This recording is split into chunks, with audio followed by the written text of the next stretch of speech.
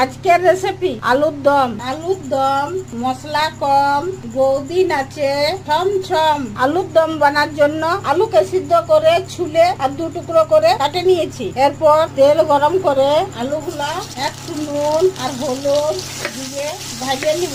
আলুগুলো ভাজা হয়ে গেছে, তুলে নিয়ে আর একটু তেল দিয়ে শুকনো লঙ্কা, একটু হিং, জিরা, দারচিনি, লং, সাদা গোলকিয়া, জিরা, তেজপাতা, পেঁয়াজ কুচি, পেঁয়াজকে ভাজে নিব। পেঁয়াজ ভাজা হয়ে গেছে, আদা রসুন বাটা, কাঁচা লঙ্কা, জিরা গোলকি, বাটা মশলার জলটা, হলুদ, কাশ্মীরি লঙ্কার গুঁড়ো দিয়ে মশলাটাকে ভাজিয়ে নিব।